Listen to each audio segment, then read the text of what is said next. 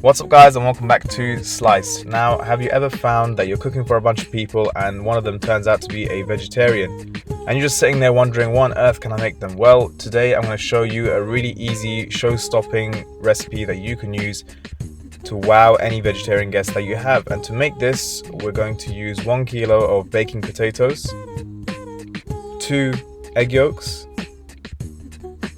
and 100 grams of plain flour along with a few spices. This will make our gnocchi. And to go with our gnocchi, we're going to have a very simple garnish of butternut squash puree by using 1 whole butternut squash and 1 whole parsnip to make some parsnip crisps. Now we're also going to make a pesto to go with this, and to make this you will need 200 grams of roasted hazelnuts, 100 grams of grated Parmesan, 1 bunch of sage, and 100 milliliters of olive oil. Okay, now the key to making this dish quickly is to multitask, and so we're going to get the longest task on as quickly as possible.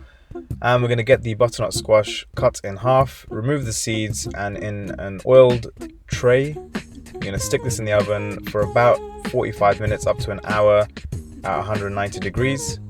And so once that's in the oven, we can move on to some other tasks. So we're going to take our potatoes, and once they are washed, we're going to peel them, half them, cut them into lengths, and then chop them up into small pieces. And then what you want to do is, in some cold salted water, chuck them in and bring it to the boil so they're nice and evenly cooked.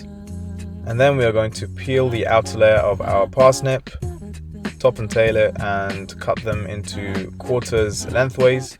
And then using the peeler, you're going to cut some ribbons out of it. And once you've done that, you can just leave it all to one side. Okay, and so now we can move on to our pesto. It's very simple, literally just throw everything into a jug and blitz it up. So we're going to start with our hazelnuts, and then pick off your sage leaves and throw them in as well. Grate in some Parmesan, and once you've poured your oil in, you can just blitz it up, and that's the pesto done. So once your potatoes have cooked, you want to drain them and make sure there's no water left in the pan.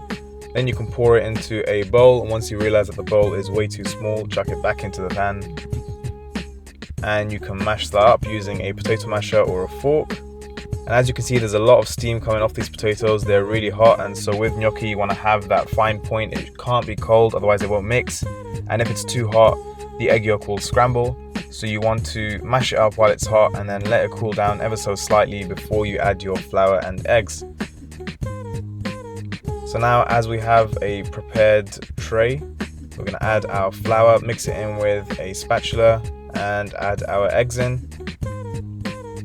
And you don't want to overwork it, otherwise there'll be too much gluten in the mix. You just want to work it ever so slightly, and then you can start to shape some evenly sized dumplings. And they don't have to be perfect. And once you've done, you can make them ever so slightly more traditional by rolling it over the back of a fork very lightly, just to create that indentation that is traditionally associated with gnocchi.